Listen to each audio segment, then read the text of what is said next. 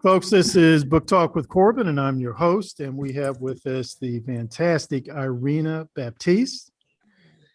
She's a sister who was born in Cuba, and she was born under the communist dictatorship. She was trained by the regime in Cuba in scientific atheism and Marxism, and of course, a hatred for the United States of America. While she was in Cuba, she also earned an undergraduate degree in education. And then through a series of good fortune, she was able to come to the United States. She came to the United States as an adult. And I think that's very important for people to bear in mind. She was in Cuba a good part of her adult life. So she's not talking about Cuba, the dictatorship in Cuba, based on books or what her parents told her. She is talking about what she's experienced as a person who's lived under that socialist dictatorship. He is today an ex-communist, an ordained pastor, a homeschooling mother, and someone who's a strong advocate of the system of free enterprise. My sister, thank you for being on with us today. My pleasure. Thank you for having me. Sure. Sis, I'm going to ask you a few things about your life. Generally speaking, would you say that your life in socialist Cuba was pretty daggone good or fair or what? Because, there are people here in this country say, oh, Cuba is fine. It's got free education and it's got free healthcare. What's your response to that? Well, what I have to say to people like that is that generally what happens is that people don't really see the picture. When you see the life, listen, my personal life wasn't bad by normal consent, okay? So I was born, raised in a family. My mom and dad used to work at the radio station. Daddy was a program director, and mommy was an actress. I have an older sister and a younger brother. We all effectively and truly, in all fairness, we are university graduates. My brother is a musician, and my older sister graduated as a TV and radio producer. So by standards of education, if it's education what you're looking at, yeah, you will say it. It would be unfair to say otherwise. However, what is the point of having an educational degree if you have no opportunity and possibility to develop yourself?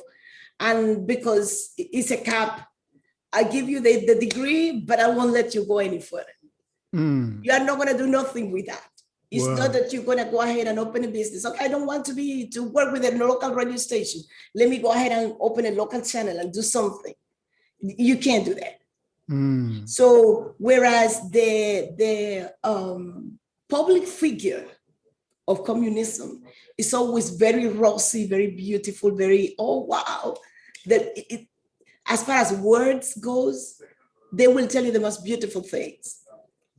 That is not where the problem is. The problem is when you start living what they are telling you to live. And that is a whole different animal. Wow. So you would say that while you were there, don't let me put words in your mouth, but you experienced little to no liberty and little to no opportunity. As long as I was a communist, I was free. Okay. The day I accepted Jesus, that freedom stopped altogether. So if you are with me, I will let you. And it's not freedom at all, because I'll tell you what about the concept of freedom, from the communist standpoint. You are free to work all you want. You are free to go to the places you want. I let you go. But you're not free to leave the country. You are not free to go anywhere else. You are not free to know what somebody else is thinking about me. How can I define that in a way that your audience will relate to? It's like a troubled relationship between a man and a woman. When a man he have an abusive character, and as long as the woman, and he want to isolate the woman from the rest of her family, so the family will not tell her, okay, but he's mistreating. Yes. Will that make it clear, the message come across? I think yes. So a man that will treat you well, as long as you don't tell your family or his friends that he's mistreating you. Because when you do, he's gonna come back and beat you. Right. That's the Wow. type of relationship Okay. communist people All want to right. talk Wow. about. That's something.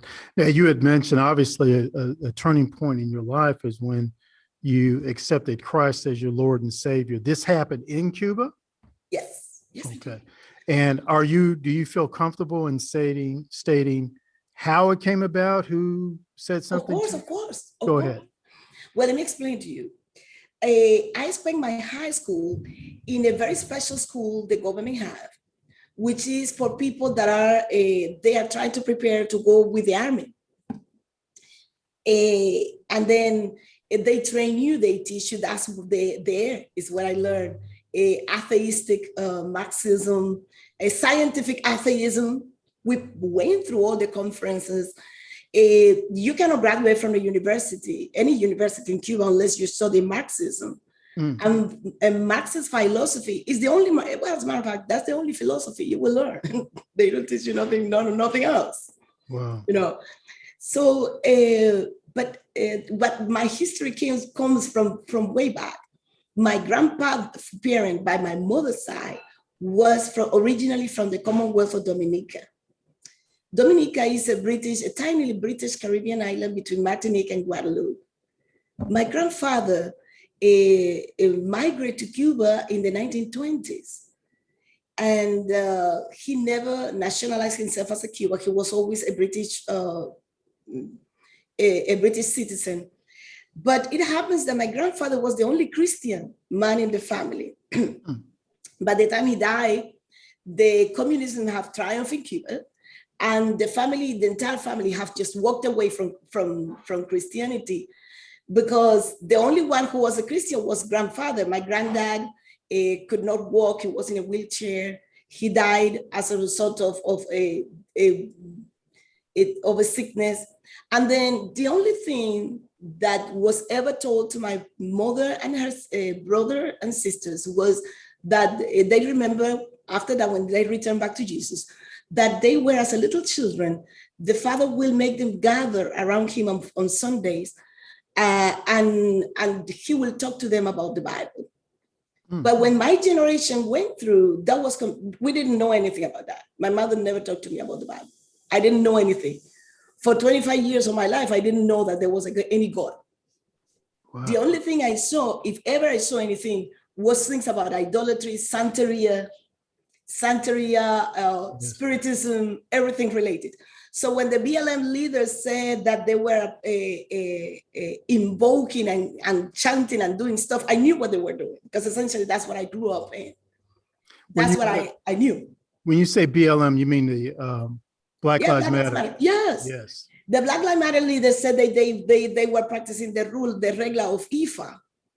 And that's what we practice in Cuba. That's what I always knew. That's why I saw my grandmother by my father's side will go to different places where there were Haitian communities to look for black fowls, chicken, to practice brujeria at home. That's what we knew. I always knew that. Wow. Since I was a child. So what was the turning point? Was there someone specific? Tell you what. If you want, but I don't know if I sent you a video that is saying who am I? I didn't know at the time, but in 1992, I think when I look back in time, I was pretty much an adult. It was in my 25th birthday. It was when the famous word of Reagan, Mr. Gorbachev, tear down this wall. When the communist regime in Europe came crashing down, the domino effect of that fall was a rapid deterioration of the economy in Cuba, who have never stopped ever since. So 92 was the turning point when we stopped living a fantasy, because there was not really economical foundation, because the communism doesn't produce any economical foundation. Russia was the reason why we had what we had back up in those days. When Russia pulled the plug on Cuba as a result of the transformation in Russia, Cuba's economy came crashing down. Now, at that point in time, remember, for 25 years of my life, I was born and raised with the idea that we will used to go. I don't know if I still have pictures of me. I couldn't find anyone, because those are just all-time pictures, black and white.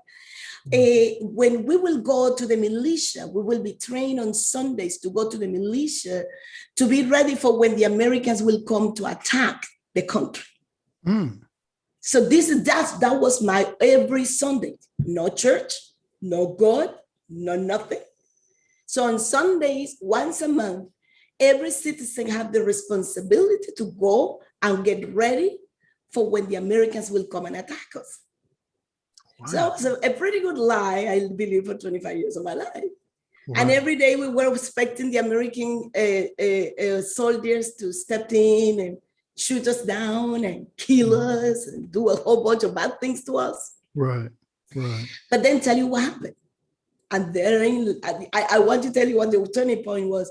When the economy started deteriorating, then I start see people that were very fervent communist people running to the United States. Wow. That was one. Right. Second of all, my second turning point was when I started, reasoning.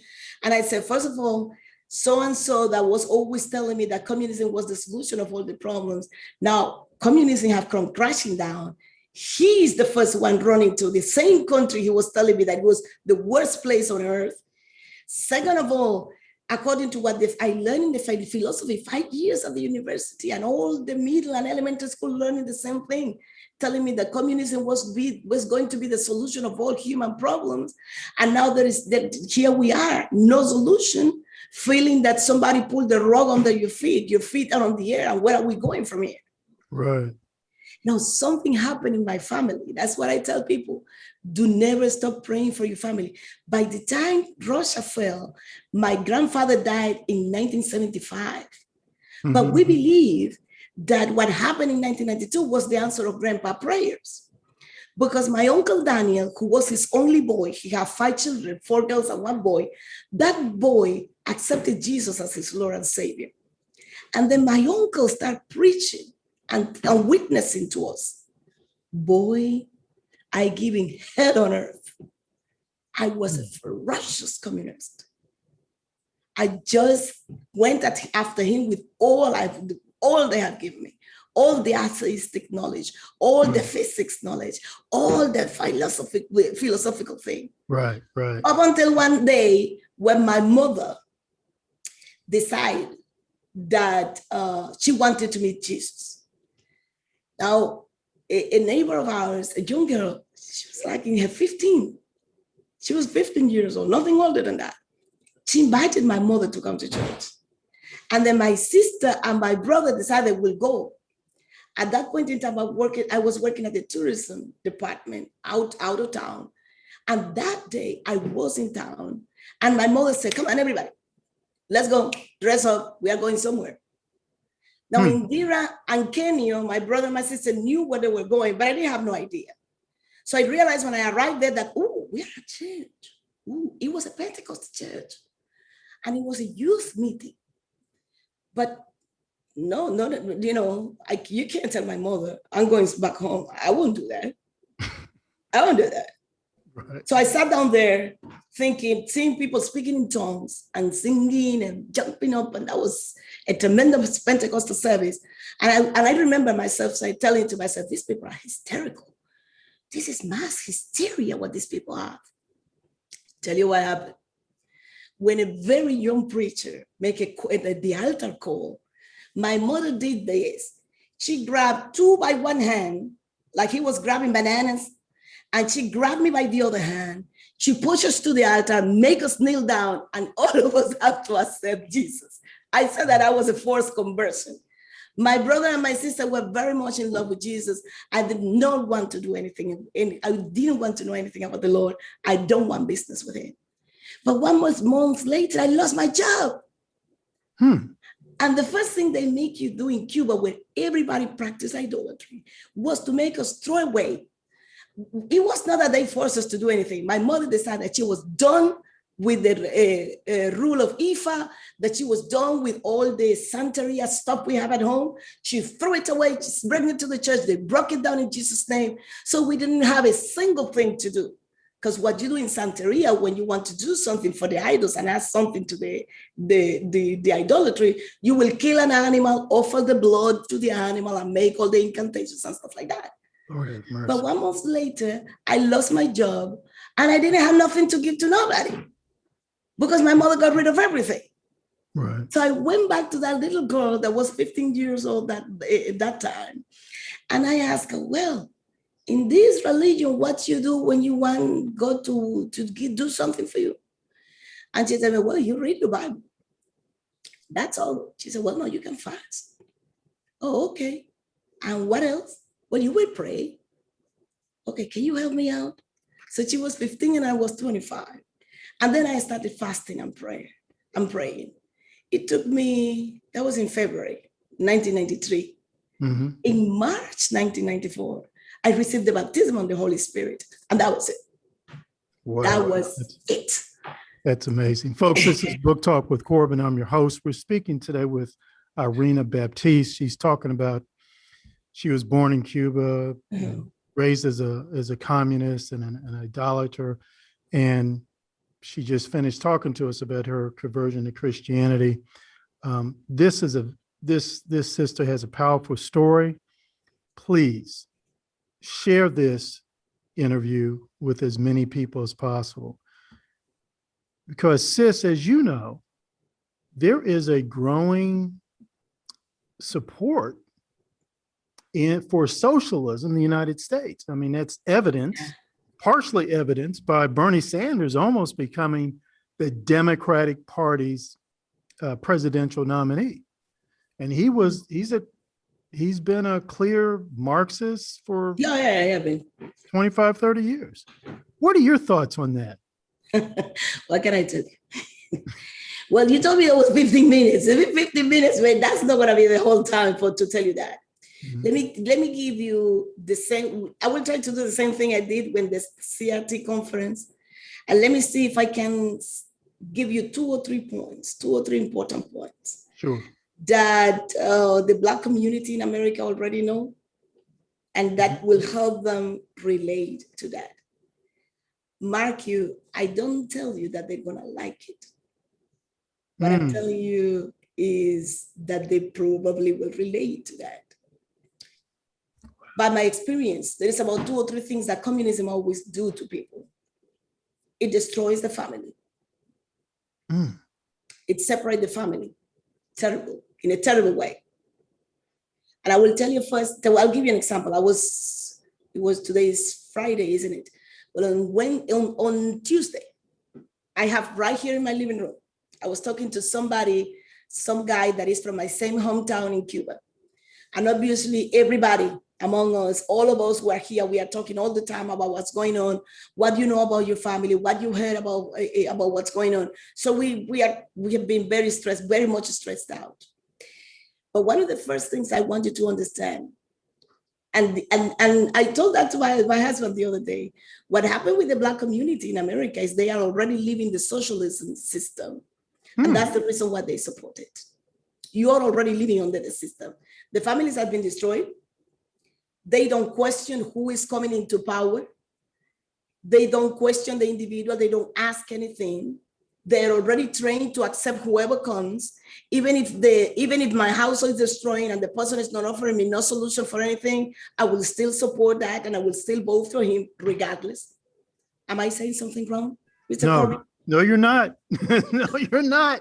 And I know it's all too well because I tell you, I live my whole life like that. I cannot even tell you, we were voting. I will go and vote and I won't even know exactly who the person was. You don't know anything about that individual. You don't know anything about his biography. You don't know anything about it. I don't remember, for crying out loud, I don't remember nobody telling me anything about what was his plan to make my life any better. And yet I will go and vote. Does it sound familiar? Yes. Yes.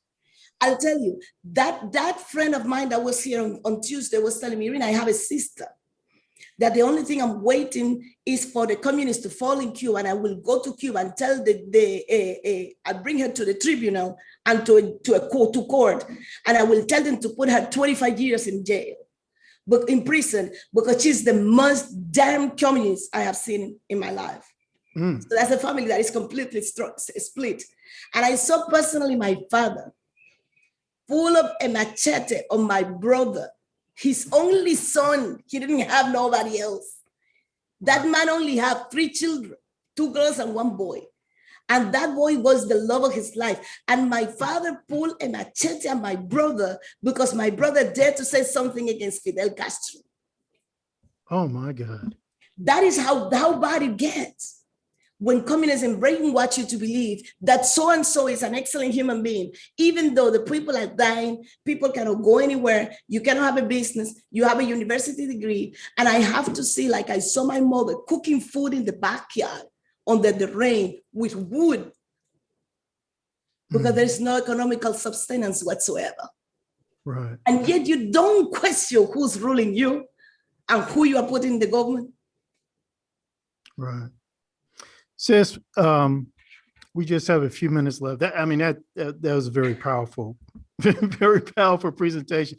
Now I better appreciate what you said about 20 minutes is not enough. You're absolutely correct. I told you. Sis, right now, what's happening, the show, I usually don't try to cover current events, but it's hard to ignore this. I myself am a former Marxist, a former socialist. I was strongly sympathetic towards the Socialist Workers' Party, and they just idolized the Fidel Castro, Che Guevara, the so-called socialist revolution in Cuba. And all this time, I've never really seen much in the way of protest in Cuba. Now, I remember the time when, Castro said, hey, if you guys want to leave, whoosh, they had tens of thousands of people. Yes, go. I tell you what that was. Uh-huh. I tell you what that was. The communists and socialism. I want you to tell you, I want you to understand this. Socialism is the economical system. Communism is the philosophical foundation of socialism. So the communism is the philosophy, socialism is the economical program. The program is to make the population live out of a centralized government with all authority. People have no weapons, no guns, no freedom of speech. This is what the socialism economical system it is all about. But basically, we all know government don't produce anything. Right. When you cannot produce anything and you don't give place to the free enterprise, the economy goes down, down, down, down to the utmost poverty all the time. Amen. So every time in history, when you have seen so many people coming out of Cuba, is that this is the valve of escape the government uses when it cannot longer sustain anybody. And then what it does is just leave. Why? Because I can't sustain it. Wow. And the people that want to leave are the people that basically are the dissidents within the system. So it's a double purpose.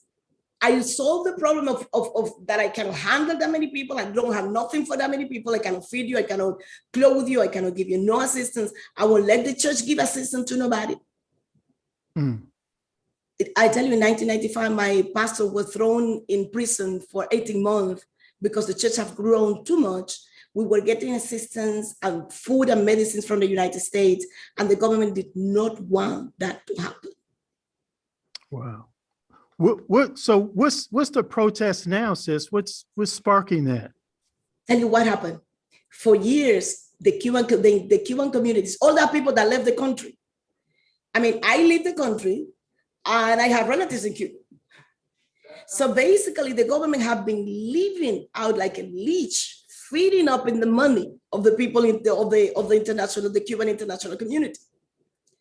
But anytime, I have never returned to Cuba. Once I left, never returned. All my family is here. My mommy died here in 2015. But the people that have to return to the country were miserably treated. And then they started people outside the country realizing that, wait a minute, we are nationals. We have our family there. You have to go back there every now and then and almost every year because you want to visit your family. And then people start realizing that the economy of the country has been essentially sustained by the international Cuban community. Wow. Now, I would suggest you to try to find a guy in YouTube. You may not understand what he's saying, but his name is Alex Otaola, Otaola, Otaola. If I could share the screen, I would show you who he is. This is an influencer, a YouTube influencer the community have rallied behind him. And he started explaining to everybody, let's stop giving money to the government. Because let me tell you something, the Castro family have businesses everywhere in the world. I want you to understand, communist people love capitalism. They love it the only problem with that is that they love it for themselves. They don't love it for me and you. That is the reason why I saw it now, the Senate and representative in democratic places like Maxine Waters, whose district is a miserable place. She lives like a queen outside the district, and everybody in the district lives in misery. As if that's what happened in Cuba. That's exactly what the Castros did. They have businesses everywhere in the world, and the Cuban government is dying in destitution, poverty, hungry, and famine. Now the people were saying, we're sending money to Cuba to our family. And now the government is selling to the people in dollars. The food and the clothing and everything we are sending to our family, the government steal the help and support. They steal it for themselves, sell it to the people at over ridiculously high prices.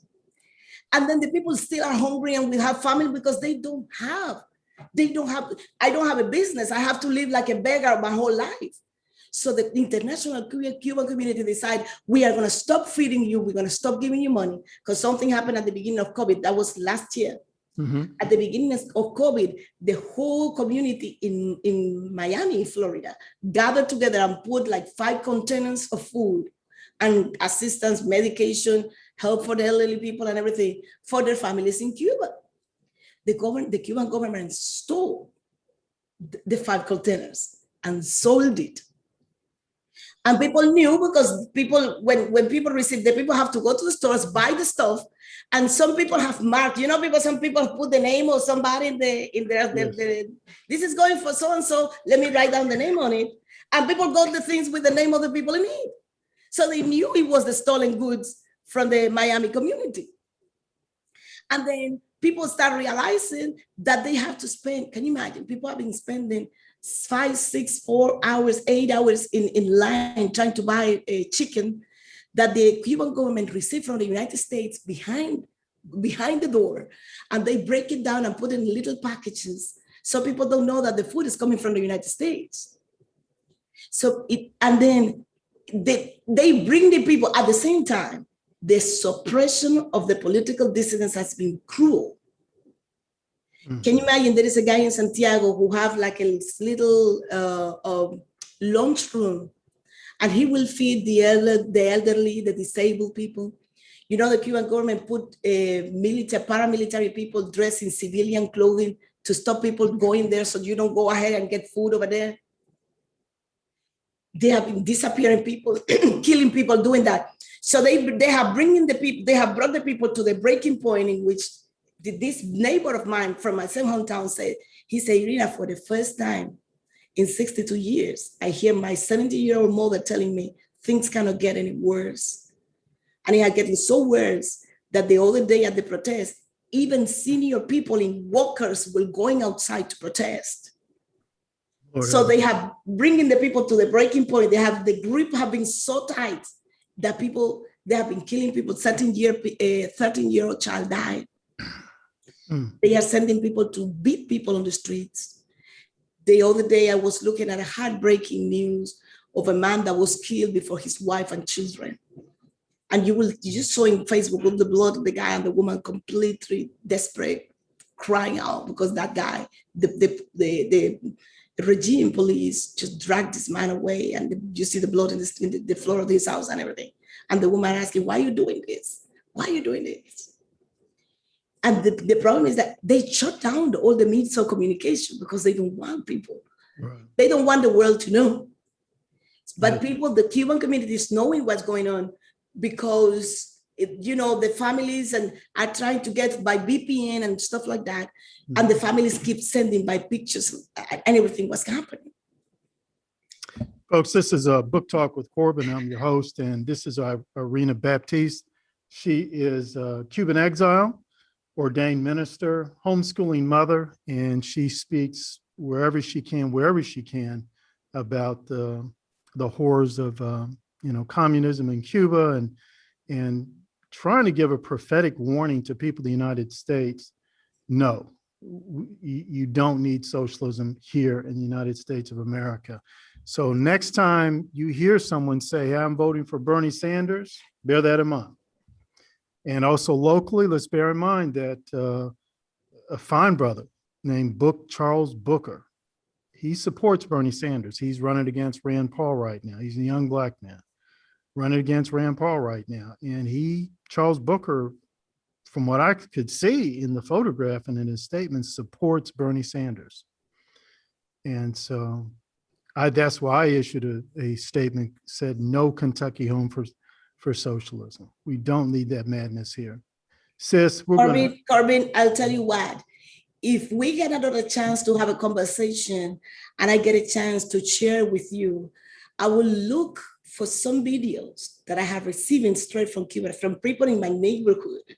And I'm going to show you a couple of things. So if your audience want to see other than hear, because people may hear me and say, okay, I'll show you a couple of things that I'm receiving.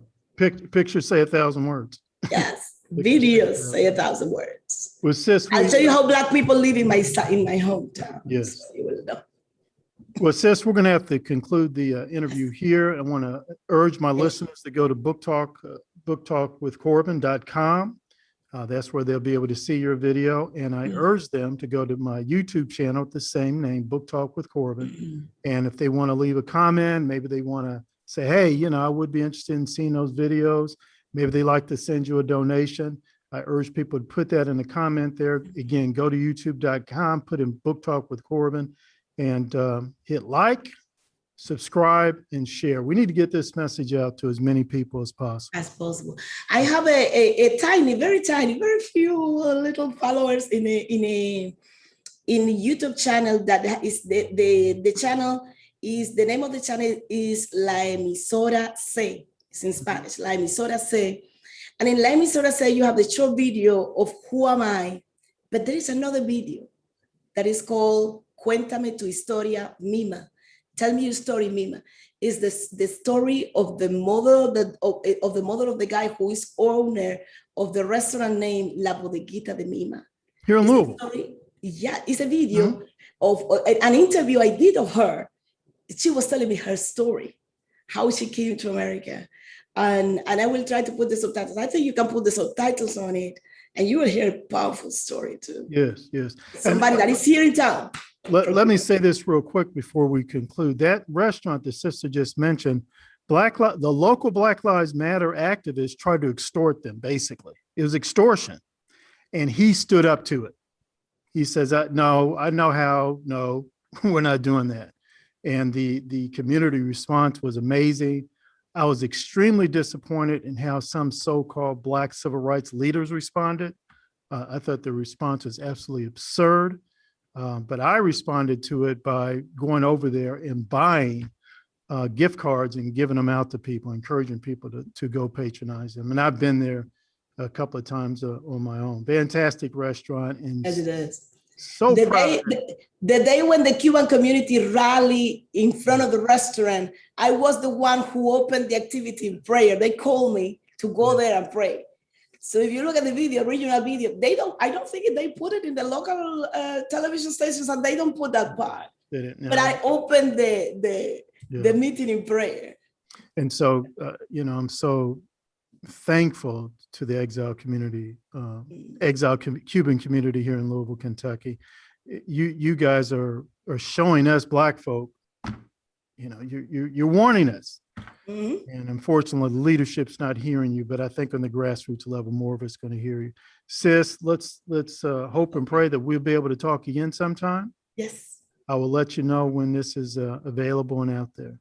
Okay. Thank you so much. Thank you so much. Thank you so much, Corbin. God bless you. Bye-bye.